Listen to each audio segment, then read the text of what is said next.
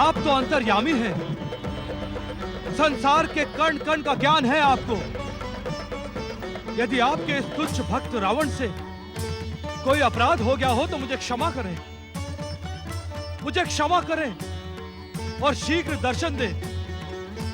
प्रकट होकर शीघ्र दर्शन दे भोलेनाथ, दर्शन दे महादेव, दर्शन दे विश्वेश्वर। हे भोलेनाथ दर्शन दे, दर्शन दे भोलेनाथ, शीघ्र दर्शन दे। नारायण नारायण। हर हर महादेव, हर हर महादेव। हे त्रिकालदर्शी, हे देवादिदेव, भगवान भोलेनाथ मुझे दर्शन दें। आप तो इस संसार के कण कण में विद्यमान हैं। आपको सच्चे मन से पुकारने वाले पर आप अवश्य कृपा करते हैं। भोलेनाथ मुझे दर्शन दें। अपने दीनहीन भक्त नारद की पुकार को कृपया आप अनसुनी ना करें। भोलेनाथ मुझे दर्शन दें, मुझे दर्शन दें।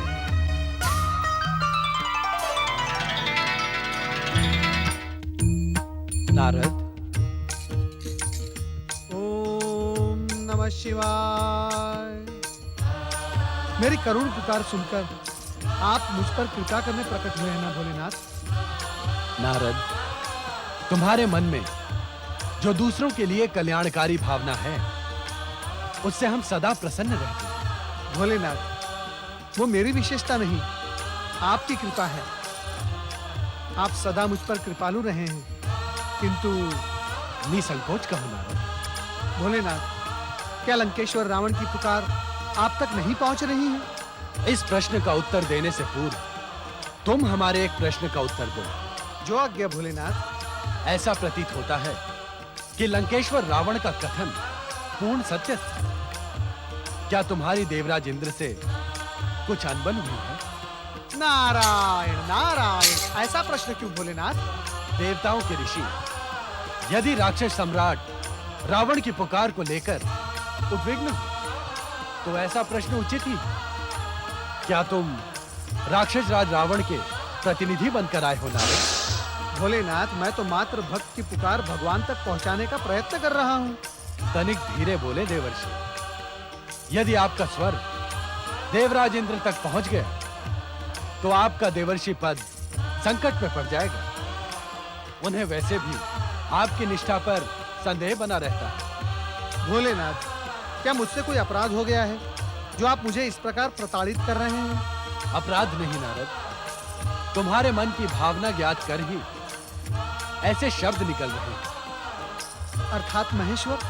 अर्थात इस समय रावण की पुकार को लेकर उद्विग्न हुए तुम वास्तव में शिव लीला का रहस्य ज्ञात करने के इच्छुक हो। भोलेनाथ, भयभीत ना हो नारद। तुम्हें ज्ञात है कि शिव लीला विधि के विधान की धुरी पर स्वतः ही आगे बढ़ती है।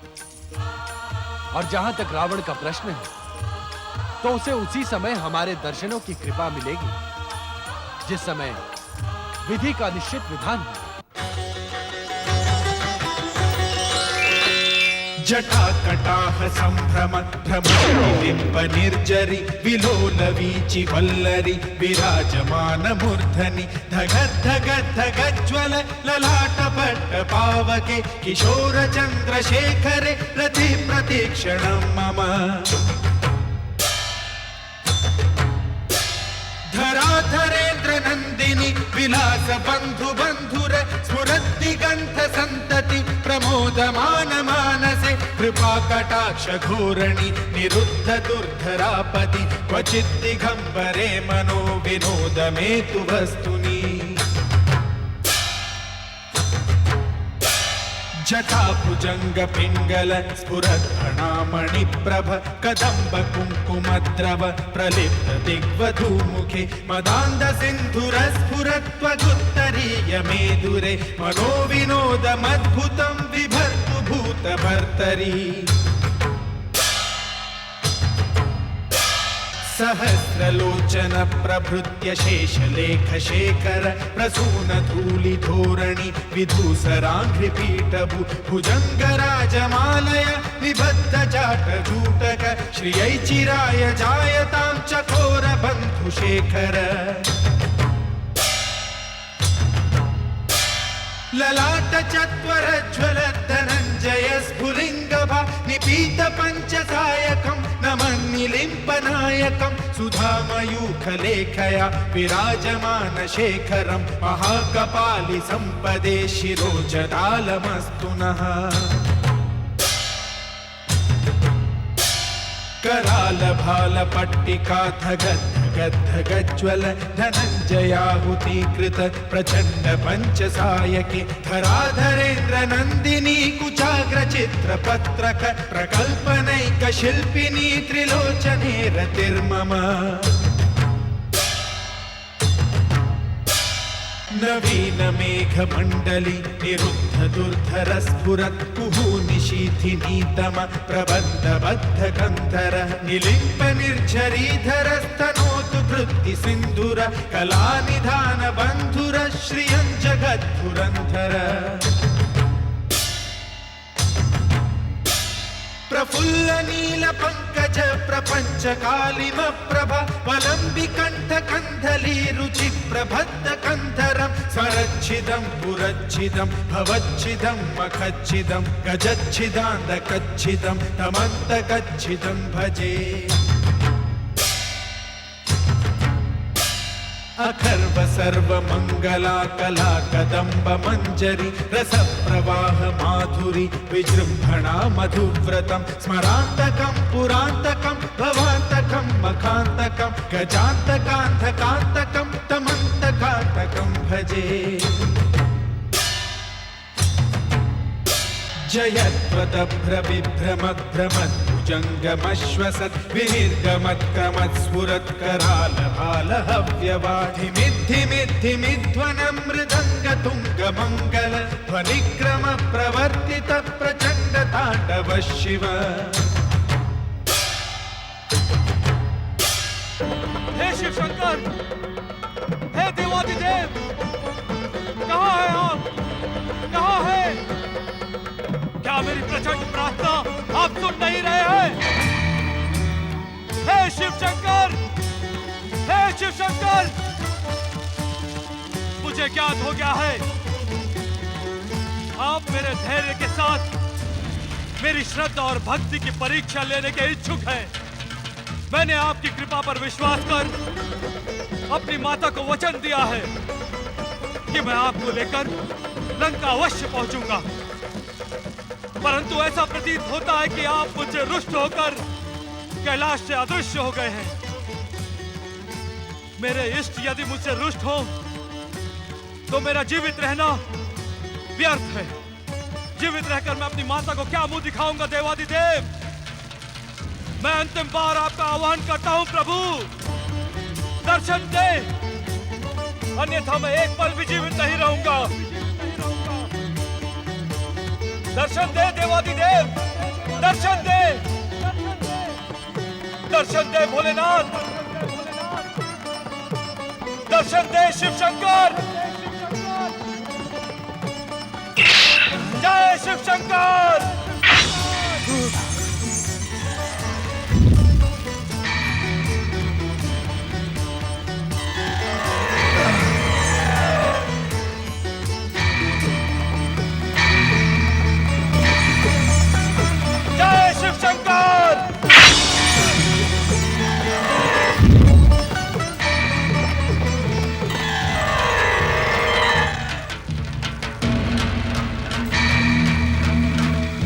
ओम नमः शिवाय।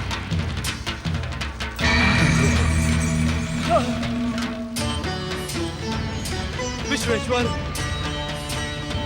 आज ब्रह्मा जी का वरदान ही मेरे लिए अभिशाप बन गया है। इच्छा होने पर भी मैं आपको अपने प्राणों की आहुति नहीं दे सकता।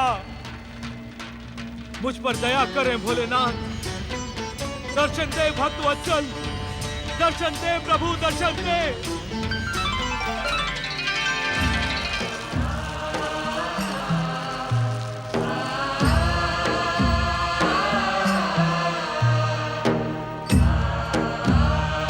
तुम अपनी परीक्षा में सफल हुए लंकेश्वर।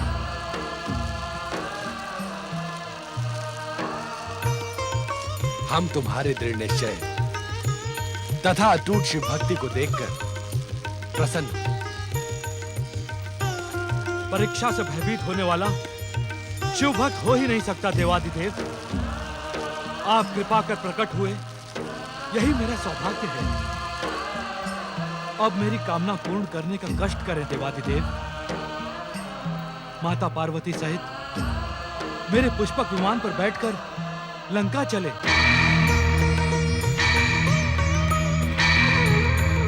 भोलेनाथ, आप मेरी प्रार्थना पर मौन क्यों हो गए? लंकेश्वर रावण, तुम्हारी माता केकसी हमें सदा सदा के लिए कैलाश से लंका बुलाने की इच्छुक है।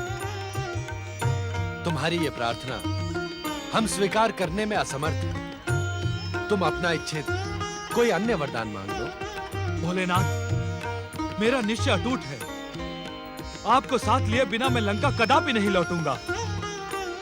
यदि आपने मेरी प्रार्थना स्वीकार की तो अपनी माता के समान मैं भी अन्न जल त्याग दूंगा और यहीं आपकी शरण में अपने प्राण विसर्जित कर दूंगा प्रभु।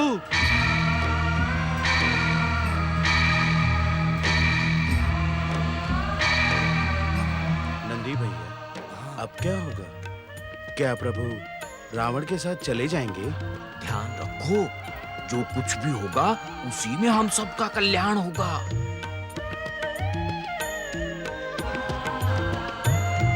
दशानन, पूर्व काल में कुछ ऐसी घटनाएं घटित हुई हैं जिसके कारण देवी पार्वती का लंका आना असंभव है। और तुम ये भली भांति जानते हो कि शक्ति के बिना शिव शव है।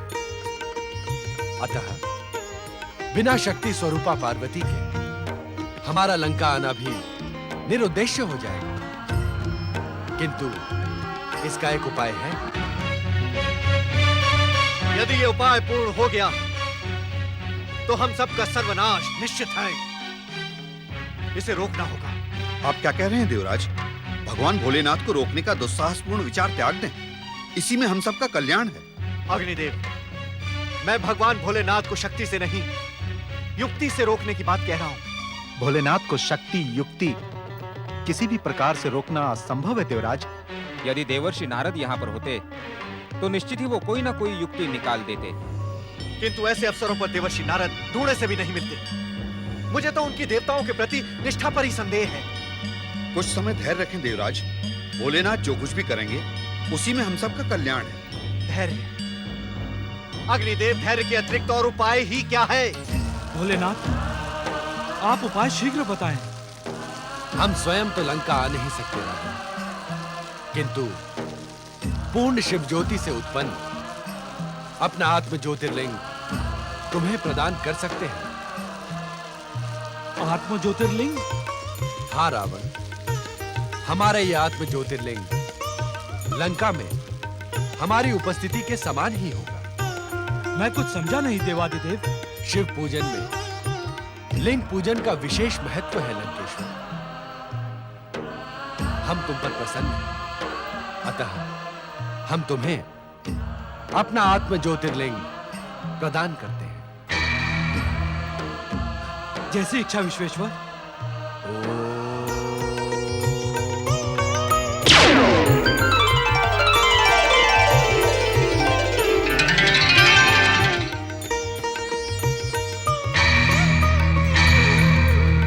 लो रावण, यह आत्मलिंग ग्रहण करके अपनी माता की कामना पूर्ण करो। ठहरो, ये वो आत्मलिंग है जिसकी पूजा युगों युगों से मैं स्वयं करती आई हूँ। इसे ग्रहण करने से पूर्व अपने हाथ तो स्वच्छ कर लो रावण। जो आज्ञा माता।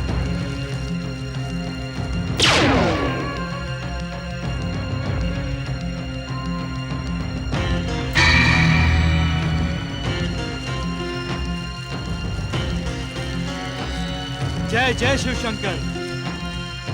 स्मरण रहे लंकेश्वर, लंका पहुंचने तक तुम हमारे आत्मलिंग को इसी प्रकार हाथों में प्रतिष्ठित किए रहना। यदि असावधानी वश हमारे आत्मलिंग का स्पर्श धरती से हो गया तो ये वहीं स्थापित हो जाएगा और कभी लंका नहीं पहुंच पाएगा। आप निश्चिंत रहें देवादिदेव। पुष्पक विमान पर बैठ मैं पवन गति से लंका जा पहुंचूंगा। आपकी कृपा को धरती से स्पर्श कराने का तो प्रश्न ही नहीं उठता।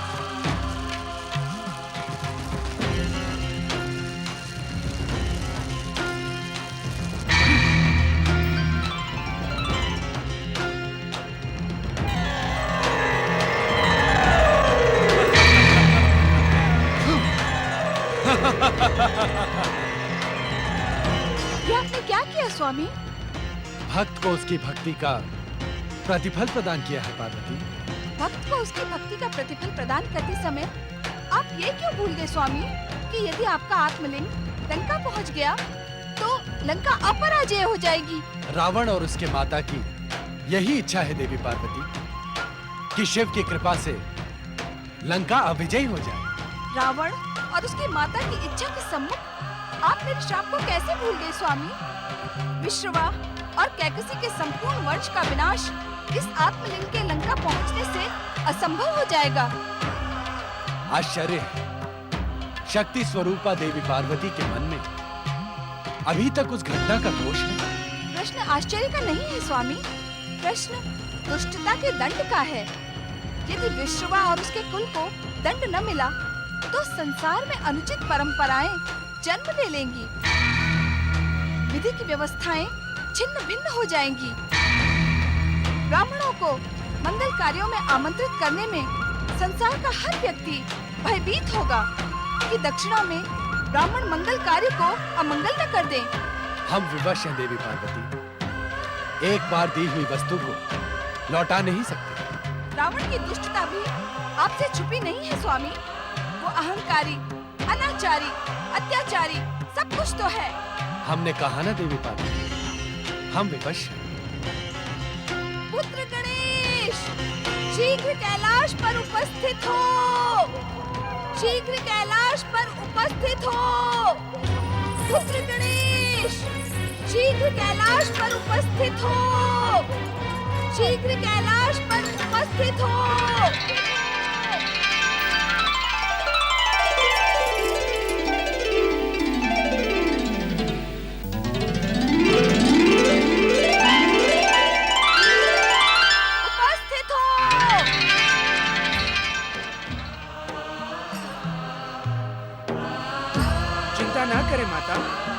रावण के अमंगल के लिए केवल मंगल मूर्ति ही नहीं, सारा संसार कार्यरत है। विश्वास रखें, होगा वही जैसा आप चाहेंगी।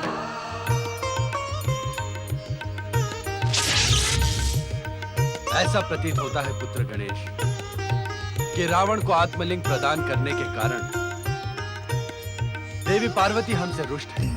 नहीं नहीं, आपसे नहीं पिताश्री, माता देवाधिदेव महादेव से रुष्ट हैं।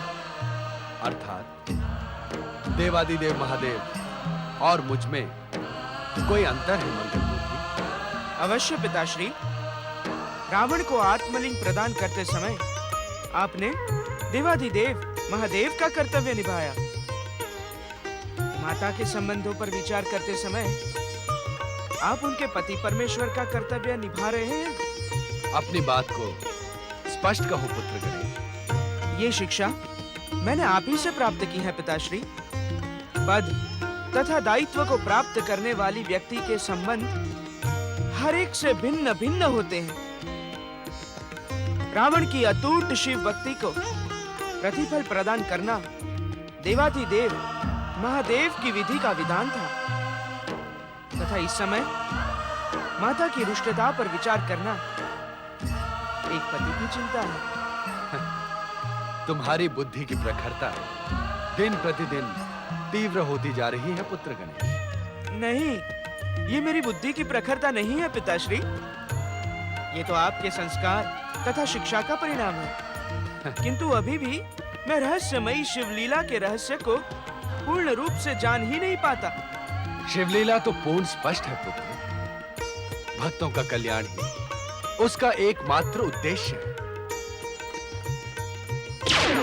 त्राहिमाम त्राहिमाम, हर हर महादेव, हर हर महादेव, रक्षा करें भोलेनाथ, रक्षा करें। शांत हो जाओ देवव्रत। इस प्रकार आकुल व्याकुल होकर हमें पुकारने का क्या कारण है? भोलेनाथ, भोलेनाथ, यदि रावण पार्वती माता द्वारा पूजित आपका आत्मलिंग लंका ले जाने में सफल रहा तो अपनी बात निसंकोच कहें देवराज। तो लंका अभी जीत भूमि बनकर रह जाएगी भोलेनाथ। रावण की अटूट भक्ति और उसकी माता की इच्छा यही है कि लंका भूमि शत्रुओं से अविजित रहे। भोलेनाथ, आप रावण से अपरिचित नहीं हैं।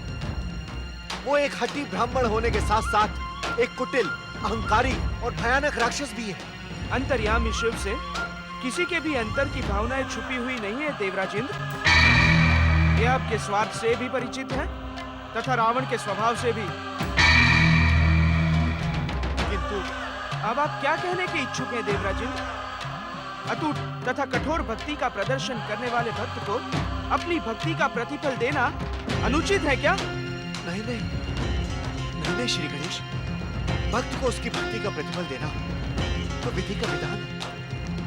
जब आपको ये ज्ञात है तो आपकी उद्विग्नता का कारण? श्री गणेश, मैं भविष्य की स्थितियों को सोचकर उद्विग्न हूं। भविष्य की स्थितियों पर विचार करने वाला व्यक्ति केवल आपके समान रास रंग तथा सुखों का भोग ही नहीं करता रहता, अपितु रावण के समान पुरुषार्थ भी करता है। पुरुषार्थ? हाँ देवराज, जब रावण अपनी अटूट शिव भक्ति से देवी पार्वती द्वारा पूजित हमारा आत्मलिंग प्राप्त कर सकता है, तो क्या आप अपनी भक्ति से स्वर्ग की स्थायी सुरक्षा नहीं प्राप्त कर सकते? किंतु अब देवाधिदेव को प्रसन्न करने का समय नहीं है देवराज। अब तो ये देखना है कि रावण लंका न पहुंचे। यदि आत्मलिंग लंका में प्रतिष्ठित हो गया तो आपकी भक्ति भी स्वर्गलोक की सुरक्षा नहीं कर पाएगी। किंतु कैसे मंगलमूर्ति, बिना आपके सहयोग के अब रावण को स्थगित करना असंभव है। देवराज इंद्र, यदि आपका मनोबल दृढ़ होगा तो संसार की समस्त शक्तियां आपको सहयोग देने को उपस्थित हो जाएंगी। कठिनाइयों का पहाड़ भी आपके समक्ष राई जैसा हो जाएगा। शीघ्रता से जाएं देवराज इंद्र और अपने पुरुषार्थ का परिचय दें। और हाँ, देवों के ऋषि नारद की बुद्धि प्रखरता पर विश्वास रखें।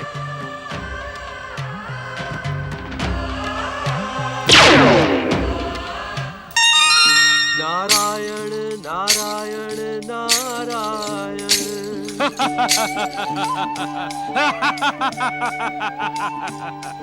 शिव शिव शिव शिव शिव शिव शिव शिव। अर्थात भगवान भोलेनाथ ने आशुतोष बनकर लंकेश्वर रावण को आत्मलिंग प्रदान कर ही दिया। नारायण नारायण, सत्य ही शिव लीला न्यारी होती है। ओम नमः शिवाय।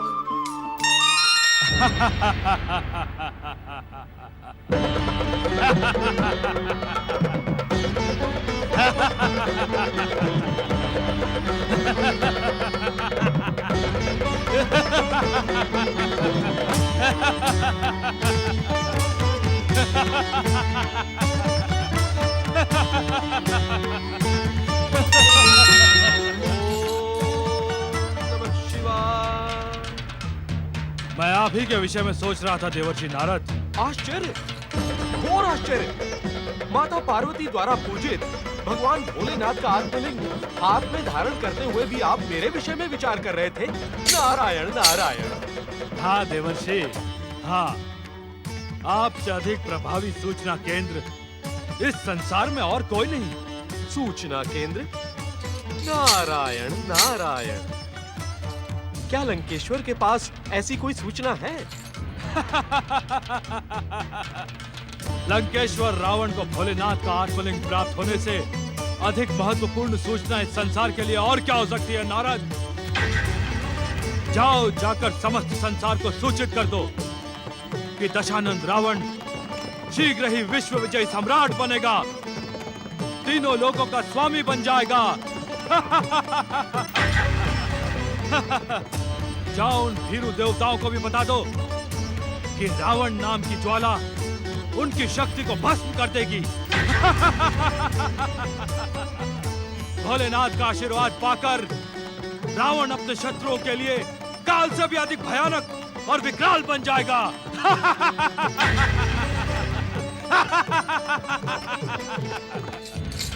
अर्थात केकसी का राक्षसी रक्त भगवान भोलेनाथ का आत्मलिंग प्राप्त करते ही अहंकार से उबलने लगा। नारायण नारायण। तुम मन ही मन क्या बड़बड़ा रहे हो नारद? कुछ नहीं, मैं तो आपकी मातृभक्ति की प्रशंसा कर रहा था कि माता केकसी की प्रतिज्ञा को आपने कितने शीघ्र पूर्ण कर दिया। हाँ। मुझे मूर्ख न समझो नारद, मैं तुम्हारी चतुराई से भली भांति परिचित हूँ। इस समय तुम्हारा मेरे समीप आने का उद्देश्य मेरा समय नष्ट करना है। नारायण नारायण।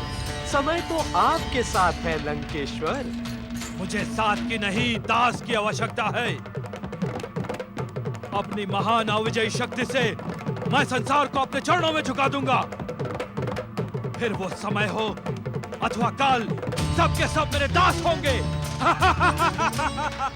किंतु दशानन, लंका तो अभी दूर है।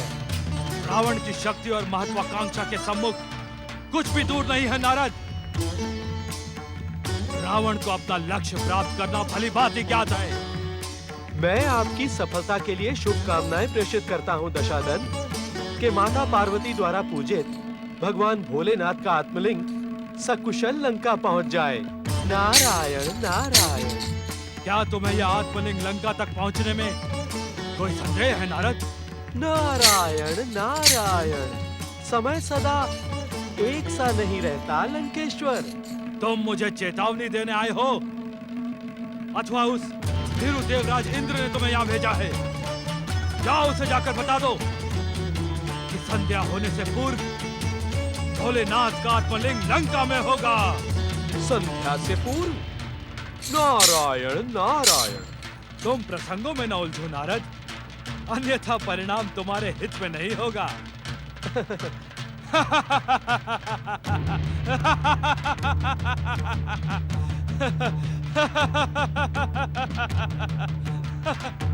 पुरुषार्थ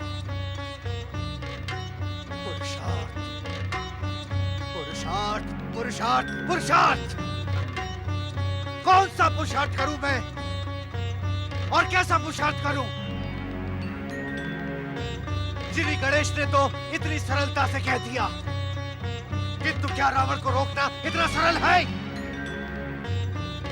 मुझे तो ये स्वर्ग का सिंहासन डोलता हुआ दिख रहा है। संयम रखे देवराज। श्री गणेश ने देवर्षि नारद का बुद्धि प्रखरता का भी तो उल्लेख किया था। नारद, देवर्षि नारद, उनके चरणों में तो चक्र बंधा है, चक्र। एक स्थान पर वो कभी स्थिर रह ही नहीं सकते। यदि हम सब उनका आह्वान करें, क्या लाभ होगा अग्निदेव? क्या लाभ होगा? देवर्षि नारद अपनी इच्छा से जीवन व्यतीत करते हैं। उन्हें हमारी आवश्यकता की तनिक भी चिंता नहीं है। इससे तो अच्छा होता कि वे देवर्षि होते ही नहीं। ओम नमः शिवाय। नारायण नारायण। देवर्षि, देवर्षि, रक्षा करें देवर्षि, हमारी रक्षा करें। आपके अतिरिक्त हमें अन्य किसी पर विश्वास नहीं। रावण से बचने में हमारा मार्गदर्शन करें। राजनीति व्यक्ति को कितने रंग सिखा देती है। नारायण नारायण। देवराजेंद्र, कुछ ही समय पूर्व आप नारद की आवश्यकता पर ही प्रश्न चिन्ह लगा रहे थे और अब देवर्षि, मुझे क्षमा करें, मुझे क्षमा करें देवर्षि। भयवश और उत्तेजना में मैंने जो कुछ भी कहा है उसे आप निराधार समझे। मुझे क्षमा करें देवर्षि, मुझे क्षमा करें। स्वर्गाधिपति देवराजेंद्र, आज आप इतने अधिक विवश। नारायण नारायण। इससे तो उचित यही होता कि आप लंकेश्वर रावण के शरणागत हो जाते। वे अवश्य आपको अपने अधीन कर सुरक्षा का आश्वासन देते। हमें और अधिक प्रताड़ित न करें देवर्षि। हम स्वयं रावण की शक्ति और उसके उत्कर्ष से भयभीत हैं। भयभीत होने के स्थान पर यदि आप अपने पुरुषार्थ का प्रदर्शन करते तो आपको मुझ जैसे अस्थिर व्यक्ति की क्षमा याचना करने की आवश्यकता ही नहीं पड़ती। नारायण नारायण। क्या पुरुषार्थ करूं देवर्षि, क्या पुरुषार्थ करूं? आपके परामर्श के बिना देवता अपूर्ण है। हमारी रक्षा करें देवर्षि, हमारी रक्षा करें। उठे देवताओं, कृपया आप उठे। स्वयं के पुरुषार्थ पर विश्वास रखें। यदि आप सब एक साथ उठ गए तो एक क्या अनेक रावण परास्त हो सकते हैं। नारायण नारायण। नहीं देवर्षि नहीं, जब तक आप हमें रावण के मार्ग को रोकने का उपाय नहीं बताते, हम आपके चरणों से नहीं उठेंगे। यदि आपको चरण ही पकड़ने हैं तो आप त्रिदेव के चरण पकड़े। मैं तो त्रिदेव का मात्र दास हूँ, परंतु रावण को रोकने की युक्ति मेरे पास है।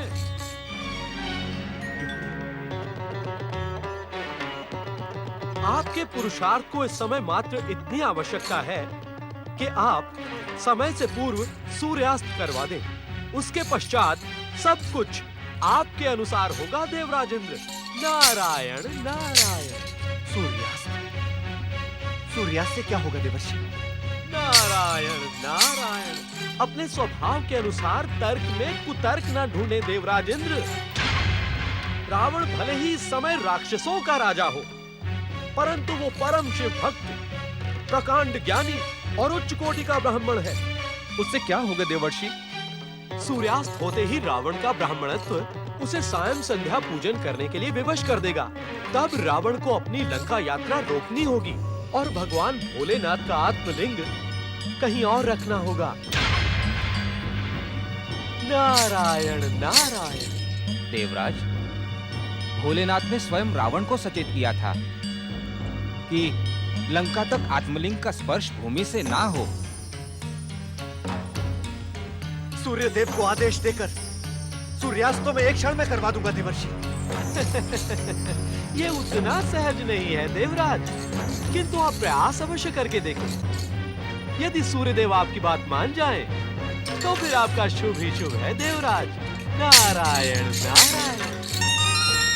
दीन दयाल दिवाकर देवा, कर मुनि मनुज सुरासुर सेवा। हिम तम करके हरि कर माली, दहन दोष दुख दुरित रुणाली। रक्षा करें, रक्षा करें सूर्यदेव। त्राहिमाम, त्राहिमाम। रक्षा करें सूर्यदेव, हमारी रक्षा करें। असंभव देवराज इंद्र, असंभव।